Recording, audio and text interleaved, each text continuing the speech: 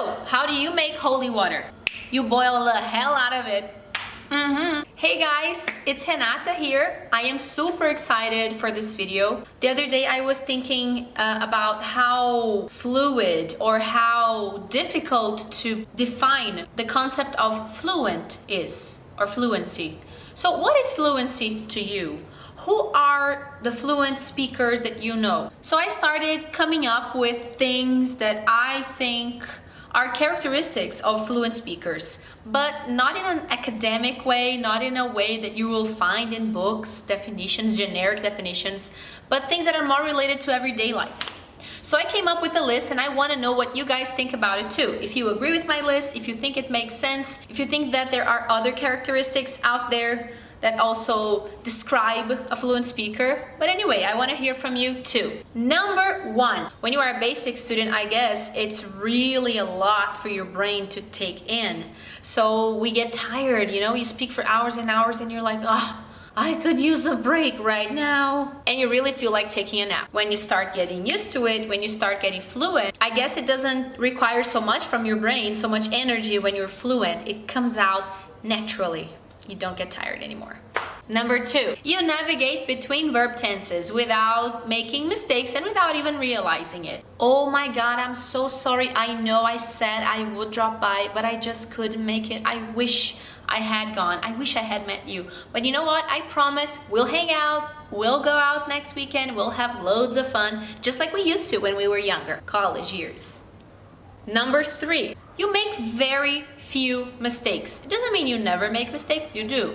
And when we think about it, when I think about it, in Portuguese, when we're speaking, it's very common for your brain to work faster than your lips do. So you start thinking about the next thing you're gonna say and you don't even realize how you started a sentence.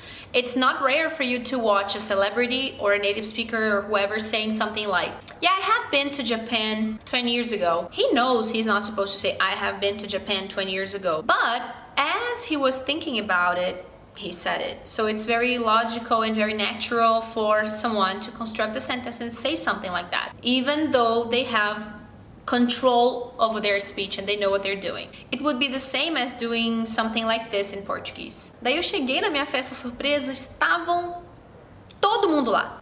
It's wrong, estavam todo mundo. But it's just the way it came out. You are speaking your native language and then all of a sudden you just can't remember a word in your native language, but you remember it in English. Tem que consertar aquele negócio do... Como é que chama, gente? Que trem da porta? É que trem de abrir assim, ó. Doorknob. Como é que fala em português? Que segura assim? Ah, é. Maçaneta. Isso. Esse trem aí. Number 5. The opposite is also true. When you are fluent, you know that there is a word in English or a structure that you can't literally translate to your native language and you just wish you could. For me, the word overwhelming is so beautiful and I like the meaning and I just can't find the exact parallel or synonym in Portuguese. An expression like you betcha. Hey, are we going out this weekend? You betcha. Causative form as a structure. Oh, don't worry, I'll have the email sent. I'll have the product delivered. I'll have it done. I'll have someone do it for you. It's so cool, so practical, so pragmatic. I don't know if it's because I'm a Taurus, but I am practical, so I love it.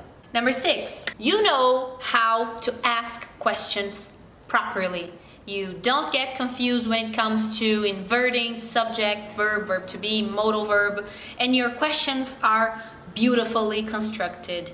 I will be talking about this topic soon because it is something for me that makes a huge difference in being intermediate, being okay, and being really fluent, having a clean, beautiful, correct speech. You are yourself. You feel like you are yourself when you speak English. You don't feel like you are shy, you are closed up like an oyster. You don't feel like you don't show who you truly are. You feel comfortable in your own skin. And that is something that a lot of people come to me and say that they're uncomfortable, they get different when they're speaking English. So the idea is you feel absolutely 100% yourself, whether it is socially or professionally. Number 8, you can tell jokes. You're funny. You're bilingually funny. Yeah. Humor is intrinsically connected with language and of course culture. So if you study a culture long enough, You will need to read books, listen to music, watch movies, watch videos, and that gets you trained into the kind of humor that is funny, that makes sense to them. So you get to know the language through the eyes of humor too. And also, the more you know, the more you control what you say and how you say it, the funnier you can be. Do you know what a dad joke is? A dad joke is like a short joke, usually containing ambiguous meanings, two meanings for the same word or expression, like haha, aha. So here's a dad joke. Let's see if you get it. So, how do you make holy water? You boil the hell out of it. Whether it was a good or a bad joke, the point is, if you got it, it's because you know the meaning of the expression, the hell out of something, boil, holy, and the whole thing. You change and choose your vocabulary depending on where you are. For me, English is like wearing clothes. You don't wear a suit to the beach and you don't wear a swimsuit to the office. When you're fluent, you know how to approach a friend, how to talk to a clerk, a salesman, a more objective conversation, more professional, formal, informal, funny, not funny. So changing your vocabulary according to the situation is something that fluent speakers can do. And more than that, fluent speakers can also describe things in details. The storytelling of a fluent speaker is richer. People want to listen to you because you describe things better. They can understand you better. They can visualize the story. Let me show you how. Last night I was very tired, so I got home and I drank a beer to relax. Oh man, last night I was beat. I was run down. Jeez.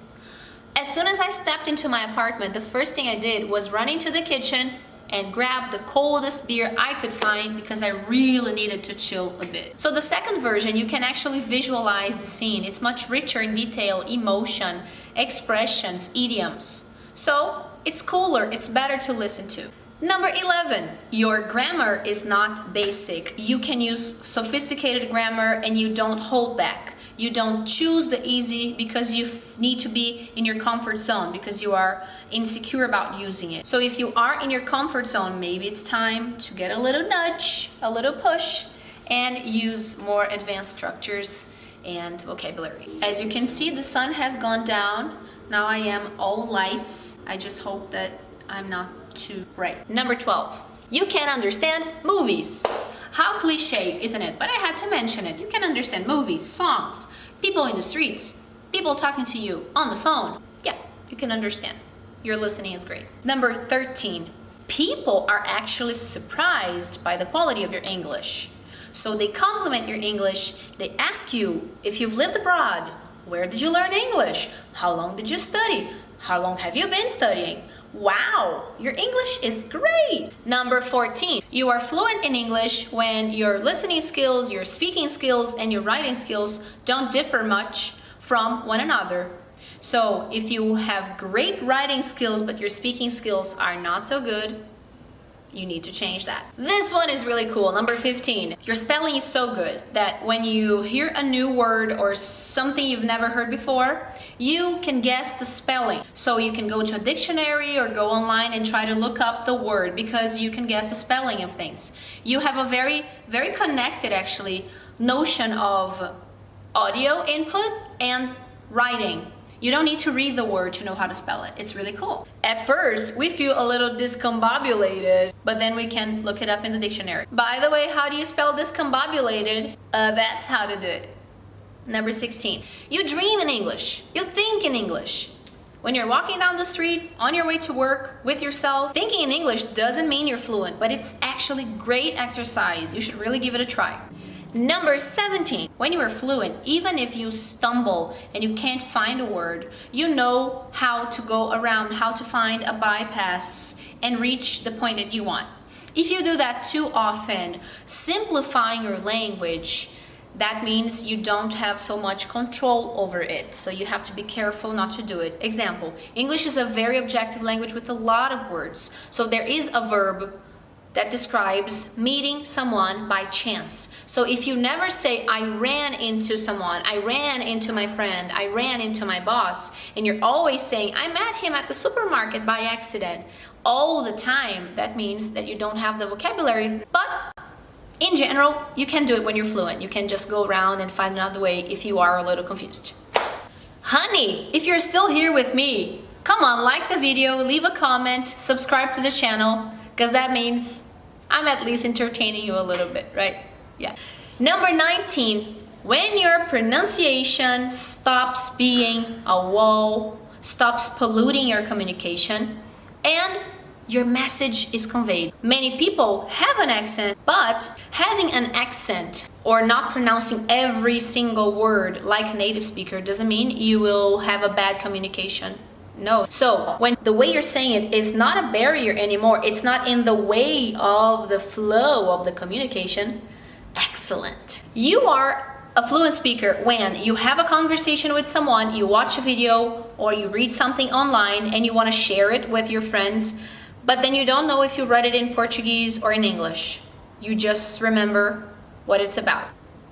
On the same note, number 20, you switch from one language to the other without realizing it. Maybe you were speaking Portuguese and your friend starts talking to you in English and you respond in English and you don't even realize that that's going on. Number 21, you are fluent in English when you can actually fight in English. Yes, you are angry, pissed off, frustrated, but you can still do it. You can say what you want to say. You can say what you're thinking, maybe even too much. Maybe you wish you hadn't said all those things. Sometimes we do regret saying too much. But you can do it. You can say it. You can express yourself. But please don't fight. When you know slang and also curse words. Curse words are part of a language. And you update yourself through the internet, memes. Every day there's a new meme now. 23. 23 is really cool. 23 is when you know the curse words and they start actually offending you. Because when you're a basic student, it doesn't hurt you when people say sh**. You know, it's okay. It doesn't feel like a curse word. But when you become a fluent speaker, you get the weight of that word in that situation. So if someone curses next to you, somewhere inappropriate, you will go, ooh. Number 24, when you stop using the Portuguese way, the Brazilian way of saying things, and your English is natural. Just like a native, you are aware of the things that make your English unnatural, you don't use them anymore, and you substitute them for the idiomatic way of speaking. Number 25, or the penultimate. Yes, that's a word. You don't translate in your head to think. MC and I agree 100% on learning English without translations. We think that Portuguese will actually be a barrier. If you have to think in Portuguese, process what you want to say, translate to English in your head, and then say it. The person in front of you is gonna have to wait 10 minutes to finish a simple dialogue. So the Portuguese blocks you. You cannot be fluent if you're still translating in your head. And it was interesting because one of the first comments that we got here was actually about someone asking us to help friends who struggle with that. Friends who have a hard time speaking because they're always translating in their heads and they just don't say what they want to say. So being fluent means you just... Before I give you the last one, I'm gonna ask you one more time to like the video, subscribe to the channel if you are on YouTube. If you're on Instagram, follow us, like it, save it, share it. It's just a few clicks away and it helps us a lot. Number 26 was actually something I added a few days ago because I've been watching 3 series on Netflix. I've been watching, actually I finished already. I kind of binge watched them.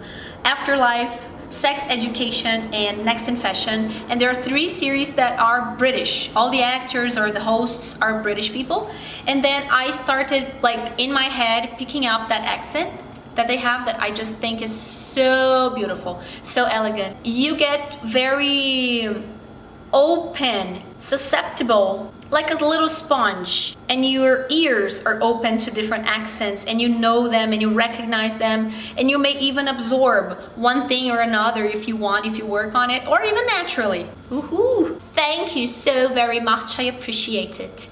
Now I want to know what you guys have to say.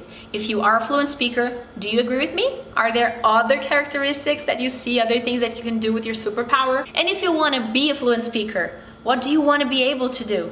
that you see people doing and you really, really wish you could do that one day. So stick around, we have a lot of content to take your English to the next level, to get out of that okay intermediate English and really reach fluency, advanced English, correct English, clean, crisp and clear English that will really help you reach all your goals, professional or personal. I will see you guys on the next video. Thank you so much for watching.